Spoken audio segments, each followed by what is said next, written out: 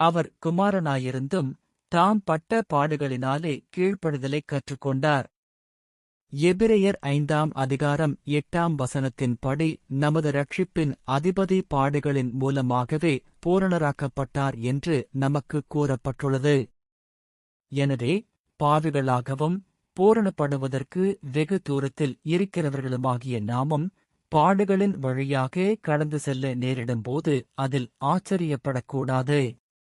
தலையாகிய கிறிஸ்து முள்முடியால் சூடப்பட்டிருக்க, உடலின் மற்ற பாகங்களாகிய நாம் மட்டும் சுகபோகத்தின் மென்மையான மடியில் சாய்ந்திருக்கலாமா? கிறிஸ்து அந்த மேலான கிரீடத்தை பெறுவதற்கு தனது சொந்த இரத்த கடலை கடந்து செல்ல வேண்டியிருந்தது. அப்படியிருக்க நாம் மட்டும் வெள்ளை காலணிகளை அணிந்து கொண்டு நனையாமல் உலர்வான பாதையில் பரலோகத்திற்கு நடந்து செல்ல முடியுமா? இல்லை. பாடுகள் அவசியமானவை என்று நமது ஆண்டவரின் அனுபவம் நமக்கு கற்பிக்கிறது. தேவனுடைய உண்மையான பிள்ளை அந்த பாடுகளிலிருந்து தப்பித்துக் கொள்ள நினைப்பதில்லை. தப்பிக்க முடிந்தாலும் அவன் அதை விரும்ப மாட்டான். கிறிஸ்து பாடுகளின் மூலமாக பூரணராக்கப்பட்டார் என்பதில் ஒரு ஆறுதலான விஷயம் உண்டு. அது என்னவென்றால், அவர் நம்மீது முழுமையான பரிவு கொள்ள முடியும். நம்முடைய பலவீனங்களைக் குறித்து பரிதபிக்க முடியாத பிரதான ஆசாரியர் அவர் அல்ல. கிறிஸ்துவின் இந்த இரக்கமான பரிதபிக்கும் உணர்வில் நாம் நம்மை தாங்கி நிற்கும் ஒரு வல்லமையைக் காண்கிறோம். ஆரம்பகால வேதசாட்சிகளில் ஒருவர் இப்படி கூறினார்: என்னால் அனைத்தையும் தாங்கிக் கொள்ள முடியும், ஏனெனில் இயேசு எனக்காக பாடுபட்டார், இப்போதும் அவர் என்னில் பாடுபடுகிறார். இதுவே என்னை ஒரு வலுவான விசுவாசியாக மாற்றுகிறது. வேதனையான நேரங்களில் எல்லாம் இந்தச் சிந்தனையை உறுதியாக பற்றிக் கொள்ளுங்கள்.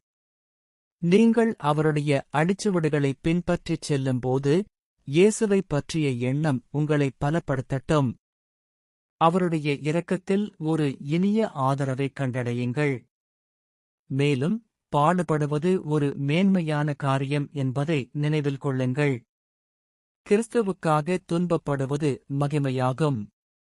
இதற்காக தாங்கள் பாத்திரராக எண்ணப்பட்டதை முன்னிட்டு அப்போஸ்தலர்கள் சந்தோஷப்பட்டார்கள்.